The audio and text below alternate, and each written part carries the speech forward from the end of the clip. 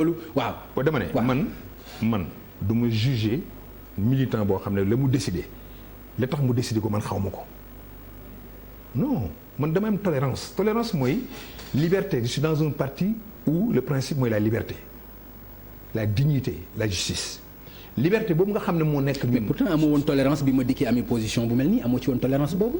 comment ça mas nga ma dégg man muy wax yëkkati ci yëf yi ma dikkee man mas nga dégg loolu.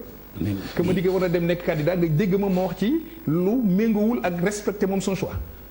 mais ba bi muy nekk député à l'Assemblée nationale. mas nga dégg ma yëkkati sama kàddu jëmale ko ci ne li mu def waru ko def non du ma def loolu est-ce que mas nga dégg may ŋàññi même ñi demoon ci bàyyi Abdoulaye Wade man ma décidé rek Babacar Gueye initiative ne damay wax ci ñi nga xam ne bàyyi nañ ko ñi nga xam ne ñoo jël seen décision def des ruptures ñoom ñoo am ay raisons ne lu tax ñu def ko je peux ne pas peut-être les partager mais seen liberté d'adhésion ñoo bokkoon seen liberté bàyyi dama leen koy bàyyee loolu mooy mandu parce que ëllëg lu mel noonu mën na maa dal te bis boobaa dinaa soxla compréhension dinaa soxla lu tax ñi naan lii lu tax mu def lii nit ñi li ñuy dund ba tax ñu yegg fenn fi ñoom ñoo ko xamaa man am na lu mu dund de Pam Gagne pendant tous ces 40 ans là que je suis dans ce parti man am na lu mu dund de 2010 ba léegi man am na lu mu dund de mais dafa am loo xam ne dama ko jàng te benn sëriñ moo ma ko wax sa benn. li ci ëpp de ñi nga àndal ñoo la ko teg ñi nga li ci ëpp ci li nga dund ci 2010 ak léegi ñi nga àndal tey nii ñoom. da nga xamul dara rek ah mais attends mais am na ci luñ fekkee aussi am na luñ ci fekkee aussi. sa diggante ak Oumar Sarr am na luñ ci fekkee aussi Babacar. xamuloo tu ne sais pas nee naa la mag Oumar Sarr on n'a pas de divergence ci lu ma def Oumar Sarr maa ngi am ak moom divergence ci passivité li ñuy def maanaam mu toog ñuy def mu nangu ñu def loolu foofu la ñu amee divergence entre nous. mais kooku détail boobu taxuloon may expliquer li nga xam ne ci laa doon wax léegi par rapport ak maanaam fi ñu jaar ba yegg fi ñu yegg. mais bi nga fi créé liberté ak éthique ak démocratie yow itam. man libéralisme waaw libéralisme éthique et solidarité. waaw sama page Facebook. waaw moom lay animé pour nga xam ne donc yàgg naa ci xam nga loolu ñaata at la ëpp na 5 ans te loolu yëpp c'est pour m'exprimer au sein de mon parti loolu moo tax ma créé page boobu te li ma naroon.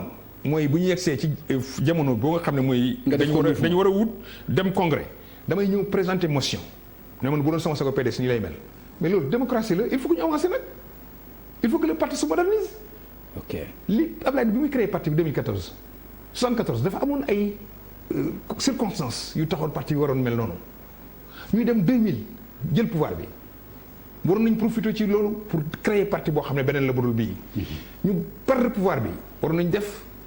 maanaam diagnostic ne nañu seet naka la ñuy doxalaatee ñu def ñu loolu ñu dugg ci ay affaire Karim Wade kaso xeex bi c'est normal ñu jàppale ko pour mu génn ci kaso bi c'est normal pour ñu jox ko statut bi mu am parce que loolu rek moo ko mënoon sauver pour ñun on peut se tromper mais loolu lañu jàppoon mais bu ñu demee ba loolu jeex élection 2019 pour la première fois PDS ne demal élection mais bu ñu paree war nañ toog ñu xool fan lañ jëm man loolu laa doon waajal seet bu jotee Babacar noo ko xalaatee ma joxe sama xalaat parti bu mel noonu. je pense que moo gën.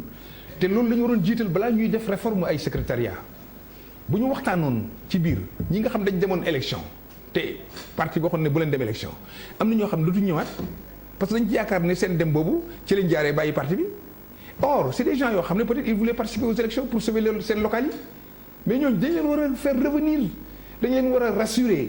dañ leen war a rassembler pour maintenant aller vers une bonne restructuration ñu discuter ko ci fédération yi ban type de parti la ñuy soxla naka lañ bëggee parti bi nekk ëllëg naka la ñuy jaayee carte bañ d'accord ci loolu ñu ne tiens comme noonu la léegi nag nañ def structure yi nga xam ne mooy organiser jaayum carte bi suñ jaayee carte ba def renouvellement suñu paree waaye ku am base ñu def la bu ñu leen demee sax ñu demee secrétaire adjoint ñoo xam loolu mooy démocratie. d'accord mais mënul jóge ci kaw wàcc ci suuf dafa war a jóge ci suuf dem ci kaw. d'accord Babacar yéen a ngi ci benn combat bon xëy na mën ngeen ci am succès mën ngeen ci bañ a am succès aussi parce que xeex loolu moo ci nekk da ngay gagner wala ñu gagner la au cas où par exemple seen lii ngeen bëgg mënul nekk lan ngeen xalaat a def. bis bu ne ak la cay xew. non Babacar aussi li ma la laaj. maa ngi lay tontu vraiment dama bëgg ñu avancer ci leneen loo xam ne. dama ne bu la neexee actualité nationale la. bis bu ne ak la cay xew. parce que xawma naka lay mbir yi demee. mais Babacar xam nga ni aussi combat loolu la. franchement am la ak ñàkk. moo tax ma wax la loolu dama ne comme xam nga man pour man damaa jàpp ne damay am gagné kuy nekk ne da ngay gagné mënuma créer perspective boo xam ne ay défaitiste la man li ma jàpp mooy dinañ toog président Abdoulaye xam ne lii ñu bëgg ko dugal du intérêt moom ci boppam waxuma sax parti bi parce que turam kenn waru ko gàkkal mun na am laa wax mu ne tiens mais ana Babacar Gueye mais ana Ahmed Sall ana diw mais ñii est-ce que c'est possible que mes compagnons de 40 ans may toog tey di mën leen ci sama wet mun na am mu am sursaut que mu permettre ko moom mu ne tiens nañu defee nii ñu waxtaanee loolu mais loolu perspective boobu mu gën a rafet perspective bu waaye bu ñu defee nii bu ñu la dàqee bu ñu dàqee mais bu boobaa ñu xam ne dàq nañu li nga xam ne yoon may na ko Abdoulaye Wade ci dàq suñu méngoog suñu sartu parti bu boobaa ñu xam ne décidé na ci yoon.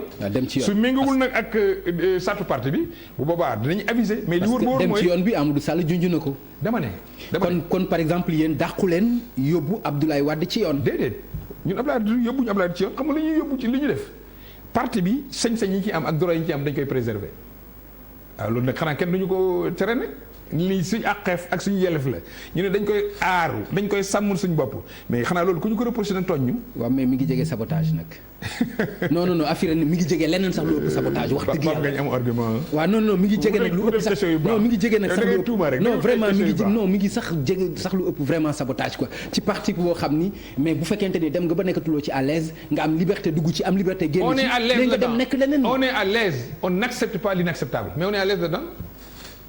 ok alors monsieur Gaye ci leneen loo xam ni bëgg naa ci am sa xalaat muy débat boo xam ni daanaka ñëw na muy mbiru leader de l'opposition ñi am na ñuy wax ni il faut mu nekk ki mujj ci ki topp ci président Sall ci élection yi ñu génn ñii ni bon ñi ëpp député à l'Assemblée nationale la ban xalaat nga am ci leadership de l'opposition.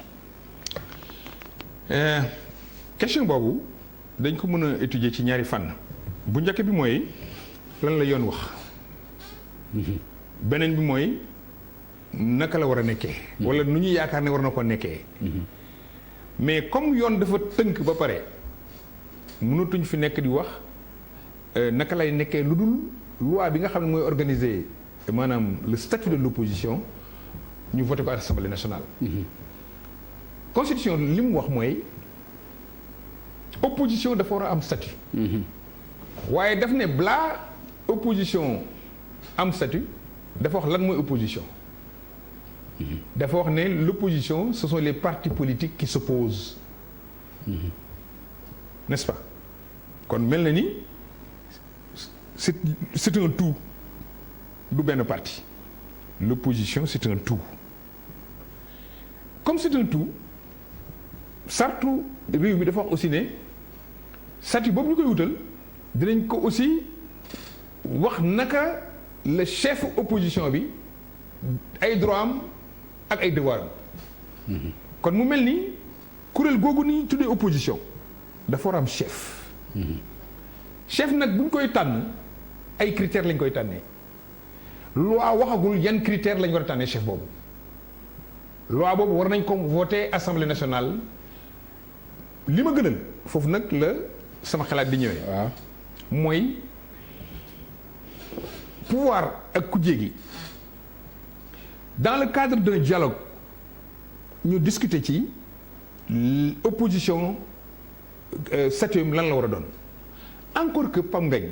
non kan la war a doon ak statut non man waxuma kan de. non man maa la non Babacar. bul boole ñaar. non erreur bi ngeen di def mooy da ngeen di mettre les charrues avant les bœufs. man waxuma waxu chef opposition. man léegi man maa wax dinañ ci ñëw. man maa ko wax man. dama ne chef opposition statut mu ngi dépendre ci statut opposition. moom laa expliqué dañu war a waxtaan ba xam statut opposition mooy lan bu ñu paree loolu dialogue war na ko mun a am entre pouvoir ak opposition. quand je dis opposition tous les partis politiques. attends je termine quoi quand même s'il te plaît parce que c'est sérieux la question que tu as posée bu ñu paree ci loolu ñu ne comme noonu la ban critère la ñuy retenir pour ñu tànn ci suñu biir opposition.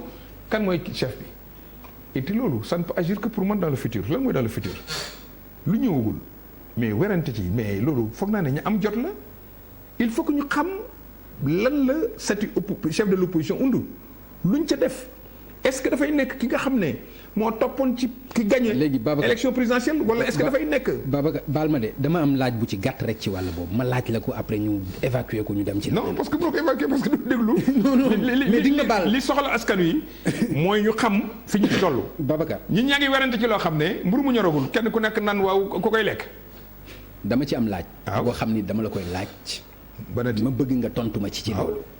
bu ñu nee ki ëpp député à l'Assemblée nationale la war a doon wala ki topp ci Macky Sall ci élection présidentielle yi ñaar ñooñu yow kan nga ciy tànn.